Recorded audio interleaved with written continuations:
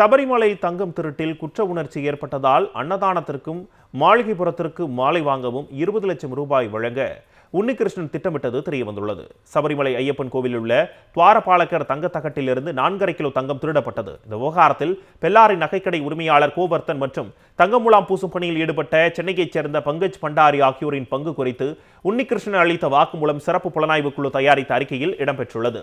கோவர்த்தனிடமிருந்து 470 gram தங்கமும் செய்கூலியாக பங்கஜ் பண்டாரி வாங்கிய தங்கத்திலிருந்து 150 gram சிறப்பு புலனாய்வு குழுவால் கைப்பற்றப்பட்டுள்ளது. இவர்களுக்கும் தேவசம் வாரிய ஊழியர்களுக்கும் இருந்த நெருக்கமான தொடர்பு குறித்தும் ரிமாண்ட் ரிப்போர்ட்டில் குறிப்பிடப்பட்டுள்ளது. தேவசம் வாரிய முன்னாள் உறுப்பினர்களான சங்கரதாஸ், ஜெயக்குமார் உள்ளிட்டோரிடம் விசாரிக்க திட்டமிட்டுள்ள சிறப்பு புலனாய்வு குழு ஏற்கனவே கைதான பங்கஜ் பண்டாரி மற்றும் கோவர்த்தன் ஆகியோரை காவலில் எடுத்து விசாரிக்கும் நடவடிக்கை துவங்கியுள்ளது.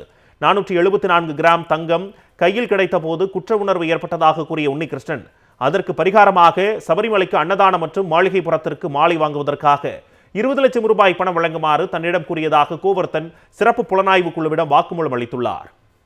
சபரிமலை தங்கம் திருட்டில் குற்ற உணர்ச்சி ஏற்பட்டதால் அன்னதானத்திற்கும் மாளிகைப்புறத்திற்கு மாலை வாங்கவும் 20 லட்சம் ரூபாய் வழங்க உன்னிகிருஷ்ணன் திட்டமிட்டது தெரியவந்துள்ளது.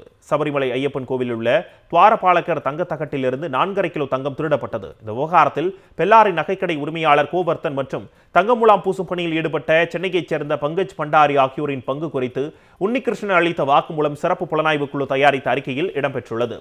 கோவர்த்தனிடமிருந்து 470 கிராம் தங்கமும் செய்கூலியாக பங்கஜ் பண்டாரி வாங்கிய தங்கத்திலிருந்து 150 கிராம் சிறப்பு புலனாய்வு குழுவால் கைப்பற்றப்பட்டுள்ளது. இவர்களுக்கும் தேவசம் வாரிய ஊழியர்களுக்கும் இருந்த நெருக்கமான தொடர்பு குறித்தும் ரிமாண்ட் ரிப்போர்ட்டில் குறிப்பிடப்பட்டுள்ளது.